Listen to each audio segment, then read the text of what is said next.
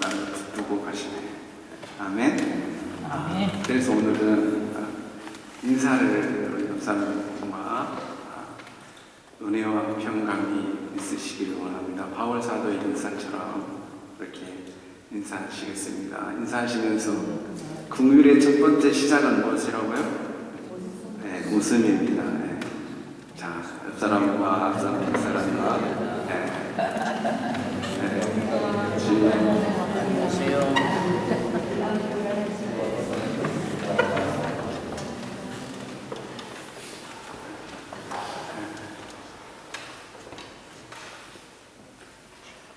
지난 시간에 은혜에 대해서 두 가지 번 함께 말씀 상고해 보았습니다. 은혜가 참 갖는 여러 가지 의미가 많이 있습니다. 그 중에도 구제, 또 도움, 친절, 이것도 이 은혜의 카리스라는 똑같은 말입니다. 제게는 제가 여러분들도 마찬가지지만 사시면서 큰 은혜와 은민, 도움 있으실 것입니다. 물론 하나님의 은혜 말할 것도 없고요. 오늘 이렇게 저희와 예배 드리는데 제 은인이 이렇게 앞에 서 계시니까 또 감회가 오래갑니다. 우리 어유성 목사님께서 이렇게 함께 해주셨습니다. 예배 끝나고 함께 친교하는 시간을 갖겠습니다. 사도 바울은 이 은혜와 평강이라는 말을 많이 사용했습니다. 오늘 로마서 2에서 에베소에도 보면 똑같이 은혜와 평강. 그런데 뭐예요? 하나님 아버지로부터 우리 주 예수 그리스도로부터 오는 은혜와 그 평강을 이야기를 합니다. 이 은혜와 평강을 주석학자들은 서문에 또 바울의 편지 말미에 그냥 편지 형식이고 인사다 이렇게 얘기를 합니다. 여러분도 그렇게 생각하십니까?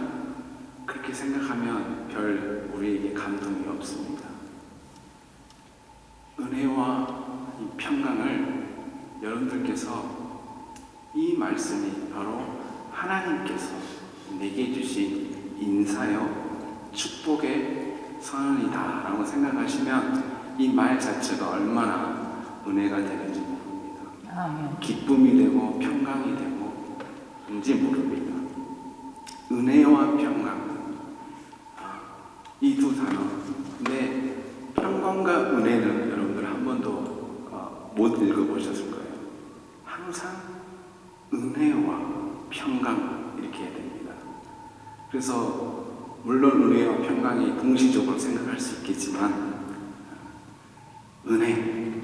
이 은혜가 선행되어진, 은혜가 전제되어진 이 평강.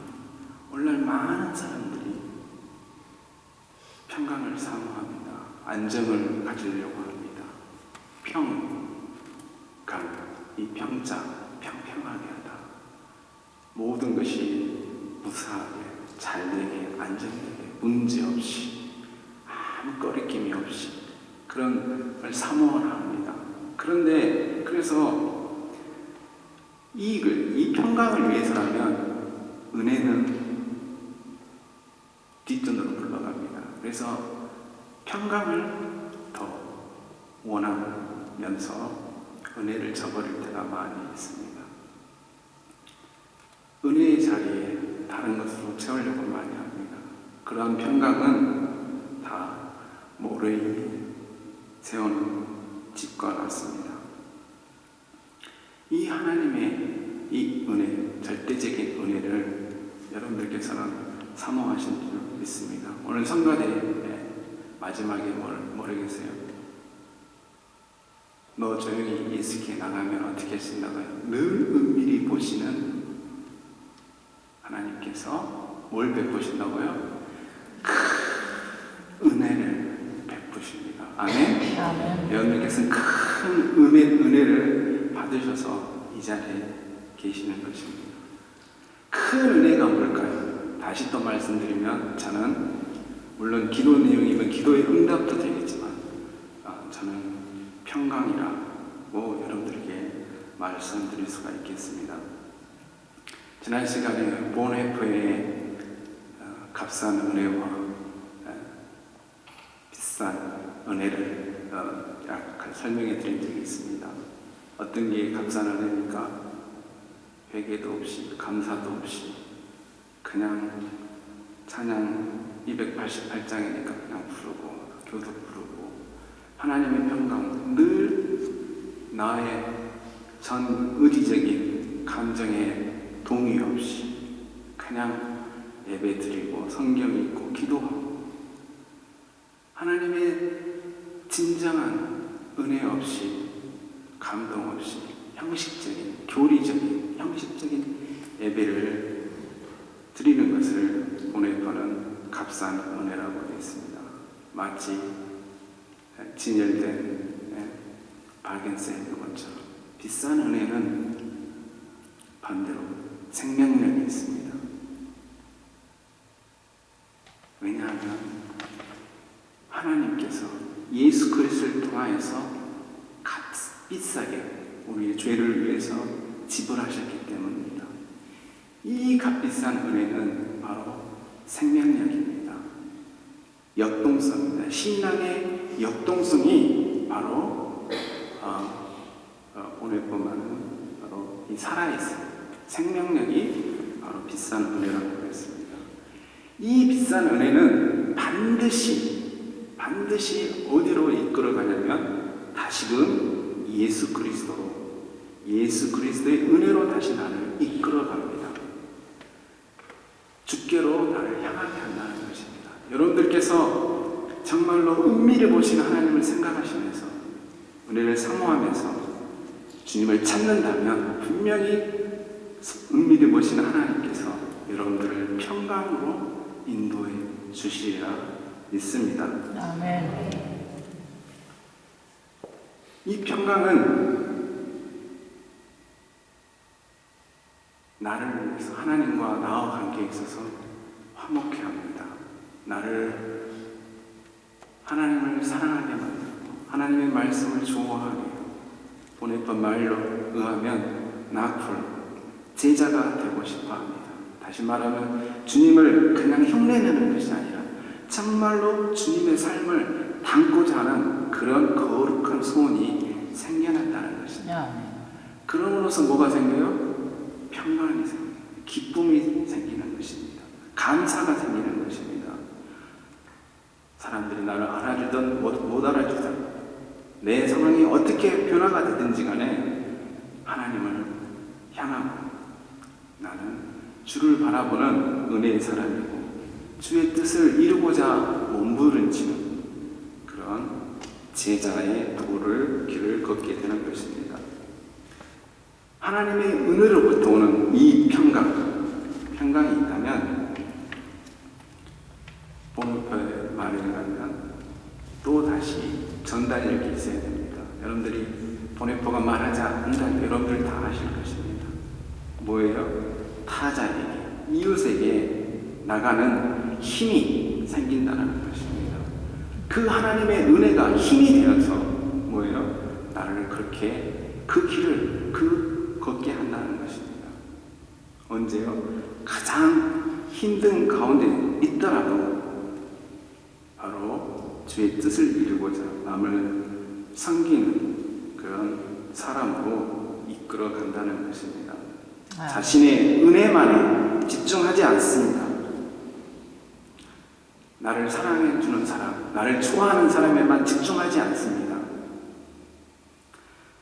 나를 미워하고 나를 정죄하고 그런 사람에 연연하지 않습니다. 거룩한 뜻, 그 하나님의 은혜를 쫓아서 그 사랑을 전하고자 하는 그런 열정을 불태우게 되는 것입니다. 은혜 없는 평강이 없고 평강 없는 은혜는 없습니다. 크리스찬이라면 이 두 가지가 항상 있습니다. 이것이 바로 구원의 상태입니다. 구원받은 자로서에서 우리가 믿음 생활한다는 것은 우리에게 이 은혜와 평강이 떠나지 않습니다. 그래서 사도 바울의 고백처럼 어떠한 형편에 있든지 뭘 해요? 은혜와 이 감사, 평강이 떠나지 않는 거예요. 내가 풍부에 처하든지 비천에 처하든지 내가 고난을 있든지 간에 항상 이 은혜, 십자가의 이 은혜, 나를 대속하신 그 하나님의 은혜를 생각하면 저절로 평강에 이르게 되는 것입니다. 감사에 이르게 되는 것입니다. 중요한 사실은 아주 작은 것에 또 감사하게 된다는 것입니다. 저는 화장실은 당연히 가는 건 줄 알았습니다. 그런데 이게 얼마나 감사한 일인지 모릅니다. 얼마 전에 그저께 제가 카톡을 보내는 그분이 이렇게 카톡에 썼습니다. 자기가 50이 다 돼가는데 하나님께서 단풍을 색깔을 바꾸셨다는 것을 이제야 알았다. 왜 그걸 내가 이전에는 몰랐을까? 그거는 왜 나한테 내 눈에 들어오지 않을까? 그 모르고 지나갔다는 거. 이제서야 그 하나님의 그 놀라운 솜씨에 대해서 자기가 감격해하고 감사해하는 그런 평안을 저한테 전해오는 모습을 제가 글을 읽어보았습니다. 그렇습니다. 저도 요즘 산책하면 작은 풀잎 하나를 사진을 찍고 한 번도 해보지도 않는 그런 일들을 하게 되었습니다. 아주 작은 일. 여러분들 옆에 계시는 분들이 그 자체가 얼마나 감사하고 소중한 분인지 모릅니다. 타우젠트말 단키션 해도 모자랍니다. 아멘? 네. 타우젠트말 사랑합니다 해도 모자라는 거예요. 왜? 그걸 어떻게 다 해요? 그 은혜를. 우리는 내일을 모릅니다. 내일을 몰라요. 우리에게는 오늘만 있습니다. 정말 여러분들 감사하시고 감격하시고 무엇 때문에요? 예수 그리스도의 은혜 때문에 여러분들이 그러한 평강의 상태에 이르시기를 간절히 소망합니다. 제가 오늘 우리 노벨 문학상 그 시인 박 딜런에 대한 글을 접했습니다. 저는 몰랐습니다. 이분이 노벨 문학상을 미국 가수가 어떻게 받았는지 그거를 몰랐는데 우리 김옥표 선생님이 알려주셔가지고 제가 알았는데 요즘 제가 인터넷도 안 하고 조용히 살고 있기 때문에 잘 모릅니다, 소식을. 근데 그분의 그 글에 이런 글이 있습니다. 친구여, 그 노래 가사입니다. 한 부분입니다.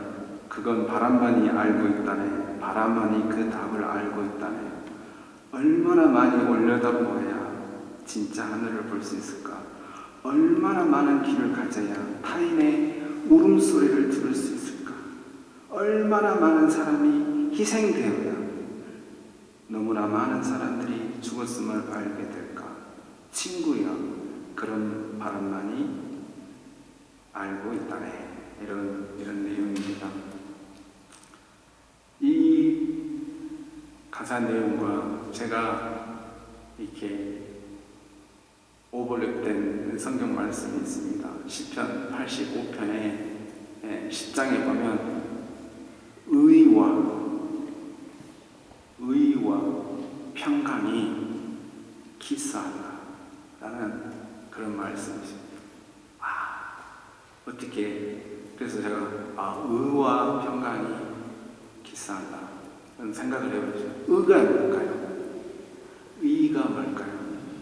여러 가지로 생각할 수 있습니다. 저는 그냥 그대로 이 시를 읽으면서 이렇게 생각했습니다.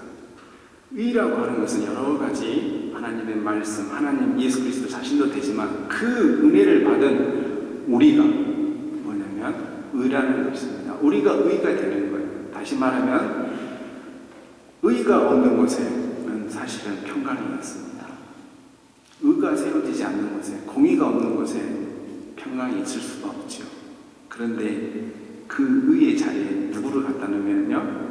하나님의 은혜를 받은 우리가 그 평강과 입맞추게 된다면, 다시 말하면 우리가 의의 역할을 감당하기만 한다면 이 평강의 세계, 자유의 세계가 앞당겨진다는 것을 제가 확신하게 되었습니다.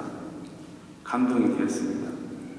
우리가 가서 무엇을 할 수 있을까요? 우리가 의로 어떻게 의인으로서 무엇을 할 수 있을까요? 저는 아주 작은 일에서부터, 우리 가정에서부터, 내 생활 주변에서부터 시작되어야 된다고 생각합니다. 은혜는 힘입니다. 은혜는 힘입니다. 용서할 수 있는 힘입니다. 사랑할 수 있는 힘입니다.